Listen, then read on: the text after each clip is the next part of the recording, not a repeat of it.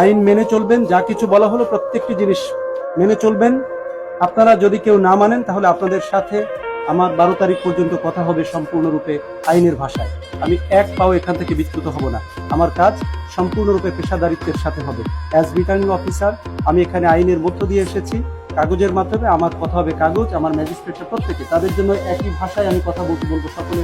কেউ ভঙ্গ করে, আইন ভঙ্গ করে কেউ যদি কখনো বলে ফেলে যে আমি এটা জানতাম না, সেটি আর বলার সুযোগ নেই। আমি আপনাদেরকে জানিয়ে দিলাম এই প্রোগ্রামের মাধ্যমে।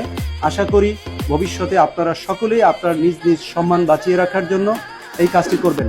আমি জানতাম না এই শব্দটি আমাদের কাছে একেবারে অগ্রহণযোগ্য, যে ক্ষতি যেন আপনারা কেউ ডেকে না আনেন। এটা আমার সম্মানিত ক্যান্ডিডেট যারা আছে তাদের জন্য যেমন সত্য, এবং যারা তার হয়ে কাজ করবেন তাদের জন্য সত্য।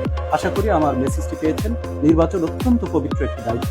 একজন ভিখারিরও ভোট আছে, কোনো ভোটই আমরা ভবিষ্যতে চুরি করতে চাই না। যা পেছনে গেছে সেটা অতীত, জাতির জন্য পাচ্ছে। এবং ইন ফিউচার ইনশাআল্লাহ ভোট আমরা পবিত্রতার সাথে করব। এটা আমার জায়গা থেকে আমি কন্ডাক্ট করতে এসেছি ইলেকশন। আমি এখানে কন্ডাক্ট করতে চাই, কারো পক্ষে কাজ করতে আসিনি। একেবারে নিরপেক্ষতার সাথে কাজ করব, এই নিশ্চয়তা আপনাদের দিতে পারি। এবং শেষ মুহূর্ত পর্যন্ত আজ আমি যা বললাম সে কথা সেভাবেই থাকবে। এই 4 দেয়ালের এই প্রকোষ্ঠে, অন্ধকার প্রকোষ্ঠে আমি যে কথা বললাম সেটি আলোর মতো উদ্ভাসিত হবে ইনশাআল্লাহ 12 তারিখ পর্যন্ত। এর বাইরে অন্য কিছু হবে না। Thank you so much.